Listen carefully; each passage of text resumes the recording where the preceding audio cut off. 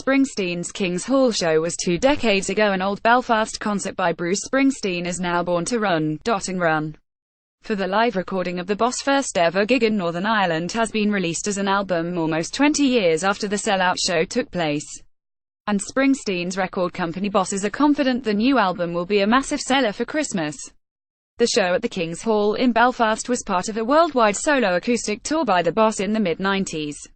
Fans say the evergreen Springsteen, who is now 68, would have had dozens of recordings to choose from. The fact that he picked the Belfast concert to put out on the market is a big compliment to the audience who turned up that night and didn't shout and scream the house down, said one fan. Springsteen and his street band had played several times in the Republic, including his iconic Slane Castle gig in front of 90,000 fans in 1985. But he had never ventured north until March 19, 1996, when he brought his tour to support his acoustic album The Ghost of Tom Joad to Belfast.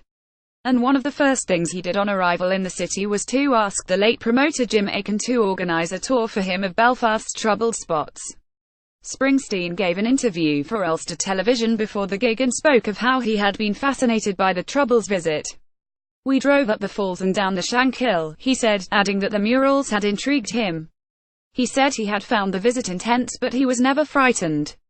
He also said that he was looking forward to playing acoustic gigs in Ireland, where traditional Irish music knows singers performed without the accompaniment of musicians. Springsteen had already played 50 shows in his Tom Joad tour before Belfast. He added that he had been enjoying his intimate gigs in front of just a few thousand fans instead of the massive concert arenas where audiences were so huge.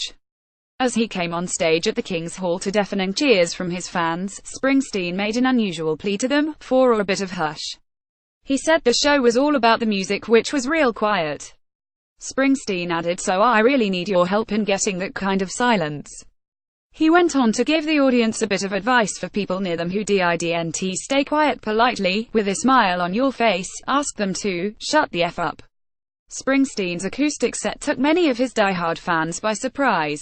There was disappointment for anyone who'd expected him to play his upbeat rock classics like Born to Run, and he also performed pared-back versions of songs like Born in the USA and Bobby John. Springsteen entertained the fans with humorous anecdotes and introductions to his songs, and afterwards he said the people of Belfast were among the friendliest he'd ever encountered. He wished the people here peaceful lives. The new album, which is available from Springsteen's website, contains a total of 24 songs, including The Haunting Streets of Philadelphia, which won Springsteen an Oscar for Best Original Song from a Movie, Philadelphia. Notes which accompany the new Belfast album release say the King's Hall show captured the spirit and soul of the Joad tour brilliantly.